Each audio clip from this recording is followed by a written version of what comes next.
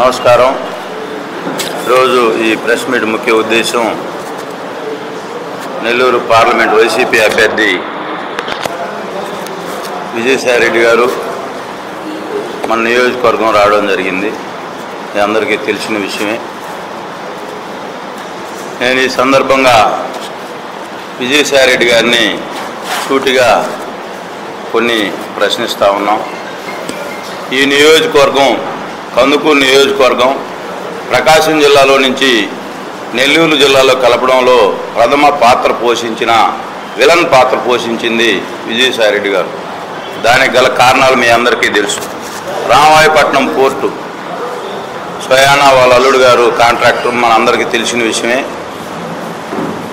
దానిలో ఆ ప్రాంత రైతులను ఏ విధంగా కొల్లగొట్టాలి, ఆ ప్రాంత సంపదను ఏ విధంగా కొల్లగొట్టాలి, ఒక ఇండో సోలార్ కంపెనీ తీసుకొచ్చి 8,000 ఎకరాలు రైతులను ఏ విధంగా మోసం చేయాలి, రైతుల దగ్గర ఏ విధంగా పొలాలు దోచుకోవాలి, దానిలో కార్యక్రమంలో భాగంగానే మనల్ని తీసుకుపోయి నెల్లూరు జిల్లాలో కలపడం జరిగింది.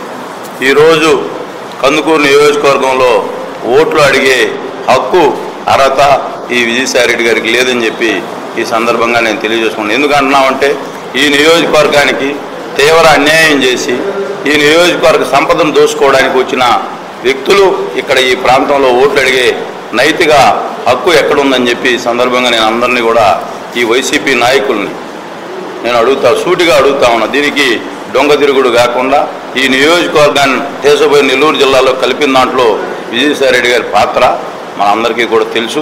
దేనికోసం కలిపారో కూడా మీ అందరికీ తెలుసు. అదేవిధంగా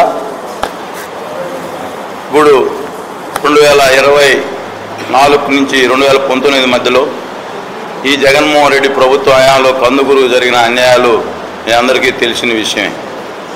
ఆ రోజు రామాయపట్నం ప్రారంభోత్సవ కార్యక్రమంలో ముఖ్యమంత్రి గారు ఏమేమి హామీలు ఇచ్చారు, ఎలక్షన్లకు ముందు ఏమేమి హామీలు ఇచ్చారో మన అందరం కూడా చూసాం.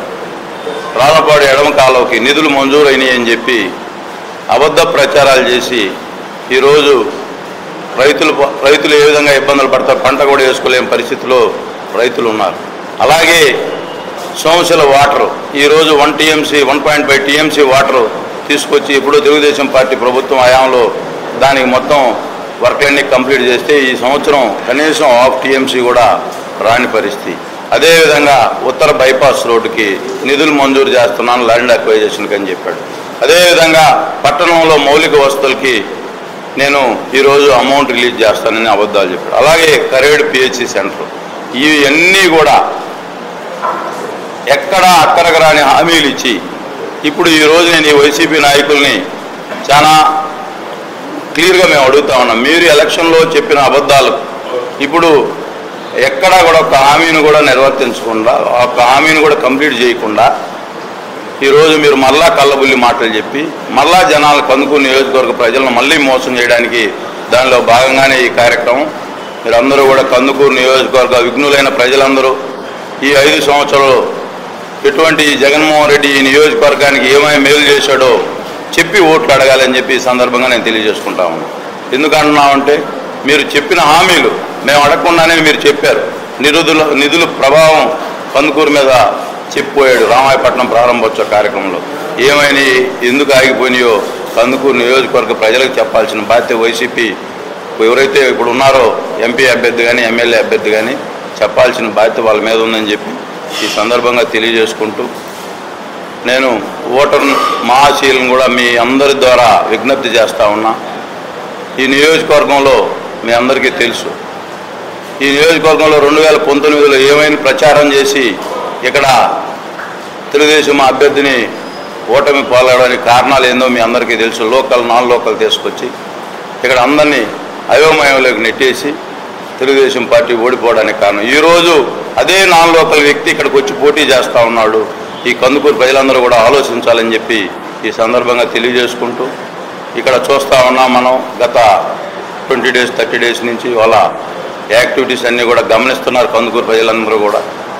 ఈ నియోజకవర్గం ఒక ప్రశాంతతమైన వాతావరణంలో ఉన్న నియోజకవర్గాన్ని మళ్ళా ఒక పొల్యూటెడ్ విధానంతో వాళ్ళు ప్రయాణం చేస్తూ ఉన్నారు.